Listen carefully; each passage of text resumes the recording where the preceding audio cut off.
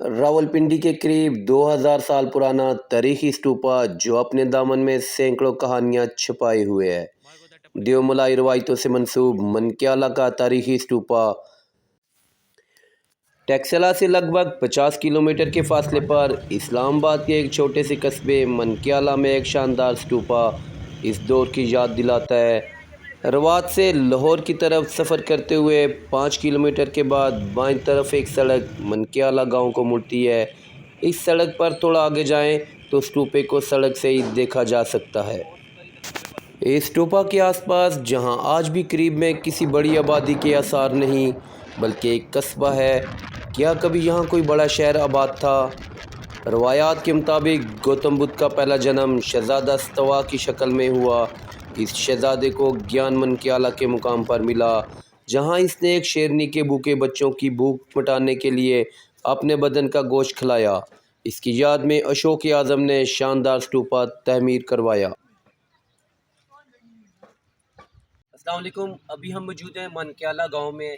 ये रवात से तकरीबन 6 किलोमीटर लाहौर की तरफ है और अगर इस्लामाबाद या पिंडी से इसे देखा जाए तो तकरीबन ये 21-22 किलोमीटर बनता है। इसकी वजह शोहरत भी यही स्तूपा है जो बैकग्राउंड पर हमारे है।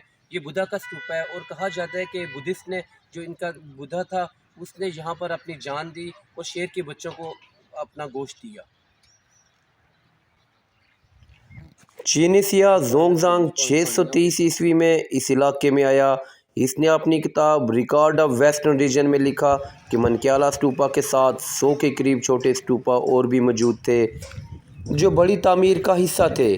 तहम इस वक्त भी ये खानका तबाह हाल और वीरान थी। छठी सदी कबल मसीह में हिंदुओं के 7वें ओताराम के भतीजे ने टैक्सला की बुनियाद रखी। ये शहर रफ्ता रफ्ता चीन, यूरोप और हिंदुस्तान को मिलाने के लिए एक जंक्शन बन गया, जिसकी वजह से यहाँ ऐसी तहजीब व तमद्दन की बुनियाद पड़ी जिसने हिंदुस्तान भर की तारीख पर अहम असरात मुरतब किए। कोटलिया चाणक्य ने अर्थशास्त्र नामी मशहूर ज़माना किताब यहीं बैठ कर लिखी। दुनिया की किसी भी ज़बान की पहली ग्रामर लिखने वाला पाइनी भी यहीं की दरसगाहों में पढ़ा और बाज़ तारीख दानों के बकौल हिंदुओं की मुक़द्दस किताब महाभारत भी इसी इलाके में लिखी गई।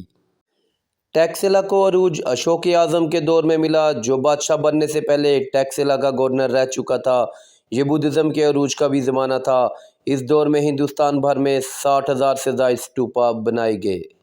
मनक्याला का स्तूपा सांची के अजीम स्तूपा से हूबहू मुशाबिह है, जो मध्य प्रदेश भारत में 3री सदी कबल मसीह में अशोक ने ही बनवाया, जहाँ पर बुद्धा की राख भी दफन की गई।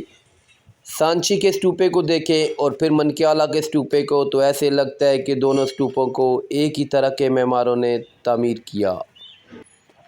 एक और किताब वादी पोठहार, जिसके राइटर रशीद निसार लिखते हैं, ये स्तूपा 142 कंशक ने बुद्ध मुबल्लिग अपागप्त की याद में तामीर कराया, जिसका इंतकाल 243 कबल मसीह में पाटलिपुत्र टैक्सला आते हुए मनक्याला के मुकाम पर हुआ। इस वक्त अशोक आज़म ने यहाँ एक छोटा स्तूपा बनाया।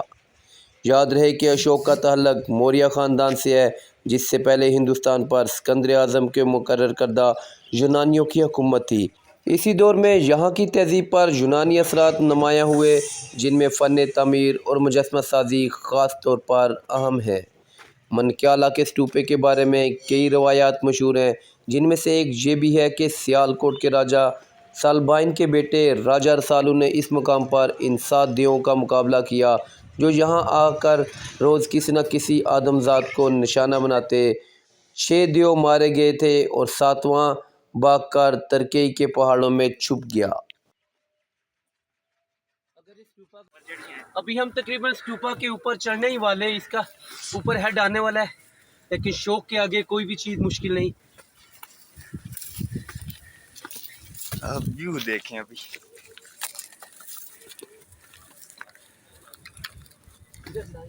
ओके अब ओके। अब बारिश भी होने वाली है।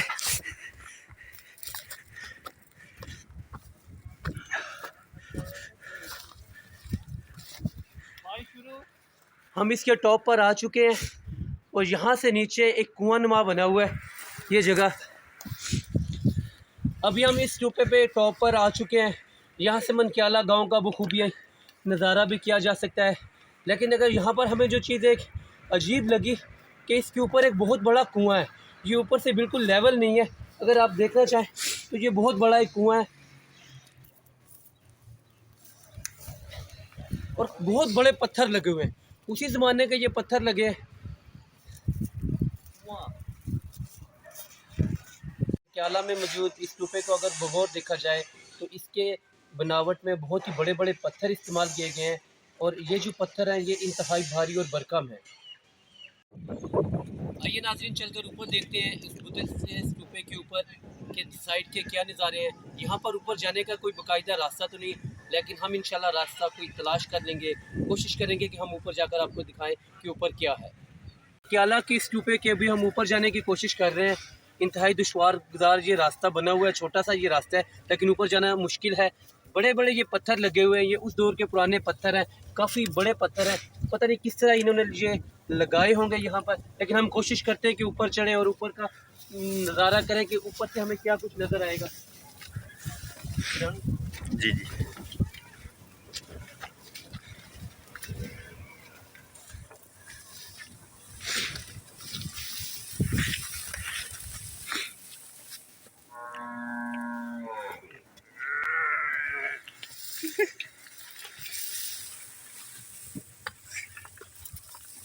अच्छी रह समझा भाई।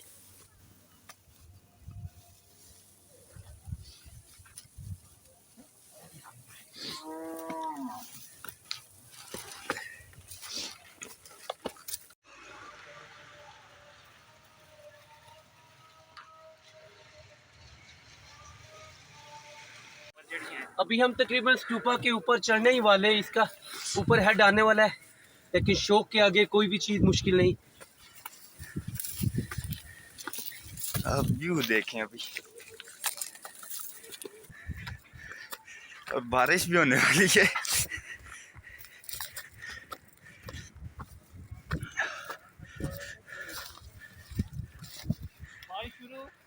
हम इसके टॉप पर आ चुके हैं और यहाँ से नीचे एक कुआं नुमा बना हुआ है ये जगह। अभी हम इस स्तूपे पे टॉप पर आ चुके हैं।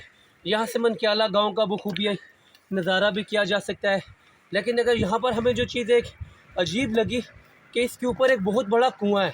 ये ऊपर से बिल्कुल लेवल नहीं है। अगर आप देखना चाहें तो ये बहुत बड़ा एक कुआं है और बहुत बड़े पत्थर लगे हुए हैं। उसी ज़माने के ये पत्थर लगे हैं। मेजर जनरल कंगम ने बुत मत पर काफ़ी तहकीक की और वो आर्कियोलॉजी सर्वे ऑफ इंडिया के डायरेक्टर जनरल भी थे। वो इसी नतीजे पर पहुँचे कि यहाँ पर बड़े पैमाने पर आग से तबाही के आसार पाए जाते हैं, जो शायद सफ़ेद पन्नों ने लगाई थी, जो यहाँ 5वीं सदी में हमलावर हुए। दूसरी तरफ मकामी लोगों का ख्याल है कि ये राजा मान का महल था, लेकिन जनरल कंगम ने बकौल ऐन मुमकिन है कि जब टैक्सला और मकदम से राजा और रानियाँ यहाँ आते हों तो इनके ठहरने के लिए ये महल बनाया गया हो सकता है कि एक मुख्तसर सी आबादी भी यहाँ मुकीम हो, जिसका गुज़र बसर इस वक्त के मजहबी सियाओं से वाबस्ता कारोबार से हो। मुकामी रवायात के मुताबिक अपने वक्त की ये राजधानी आग लगने से तबाह हुई, जिसकी तस्दीक स्तूपा से शुमाल की जानिब आश्रम की खुदाई से भी होती है। मनक्याला स्तूपा में इस्तेमाल किए गए बाज़ पत्थर इतने भारी हैं कि इनका वज़न कई मन तक है, इसलिए मुकामी रवायात के मुताबिक इसे देवताओं ने तामीर किया।